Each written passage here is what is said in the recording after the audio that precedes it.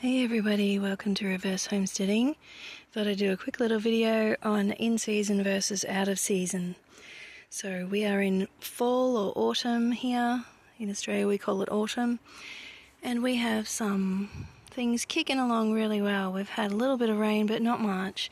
But the weather has just really turned cold overnight recently. So we're in single digits, close to freezing sometimes, but not quite freezing. We probably won't get a frost until the end of May, so we're in May now, so it won't be long. Our frosty season, as I've said before, goes until probably the end of September. Probably wouldn't plant much out till mid-October if it's frost tender here in Melbourne, in our temperate region. So yes, we're definitely onto our winter and autumn fruit and veg here. So yeah, these are bull's blood beetroot, or beets as some people call them. They're quite upright, they're quite feisty, and yeah, they've got a good sort of thickness on them too. They're not sort of wimpy. These are leaf broccoli, which I'm allowing to be a bit of a trap crop because I don't want to have to net every single thing. So that's damage from caterpillars from cabbage butterfly. So yeah, not ideal. This is another good example of me trying to keep things going if they haven't produced much fruit. Yeah, that's a stuffing pepper, or a really small mini capsicum.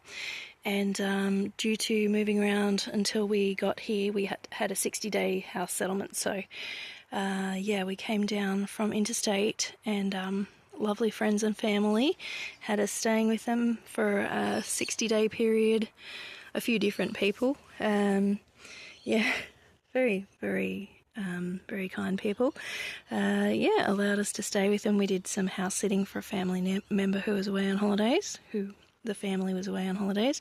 But yeah, I'm happy to have whatever I can get that will not be frost hardy. So I might be able to overwinter it if I keep remembering to put a frost cover of some kind on it. But yes, that's a good example of what not to do. But yes, because possums attacked that pepper plant a couple of times, and we had some weird storms and really hot, really cold weather. Summer was really bizarre weather this year. So yeah, I'm happy to get fruit from that. Little carrots, it's carrot season. I planted some here. There are a couple that have popped up. Very tiny little babies. I'm using old seed at the moment, so I'm quickly losing my window to have sunny, warm days for the carrots to grow from being direct sown. And yeah, you can't really transplant carrots. It just doesn't work. I have tried it. Ever the optimist. But yes, these are direct sown. And look at these. Most of the ones doing really well in here are the silver beet or chard. They are definitely an autumn winter veg. And the interesting thing is, you've got cauliflower and cabbages, sugarloaf cabbage and snowball cauliflower up the back over there. Kohlrabi here. Yeah, they're all rushing along. Yeah, quite happy. But this little one I couldn't throw away, so I planted it, even though it was yeah, not doing all that well. That's sprouting broccoli. I did have a little cloche cover on it, a plastic cover, but I thought, oh, enough is enough. It's gonna do something, or it's not. Time to find out. And this was yeah, this was popping up long after the other ones, so I thought, oh, I'll plant that. But I think we had some really hot and really cold, weird weather just after I planted these out in the garden. So if something was really small, like these zinnias here, the packet said that you could plant them in autumn.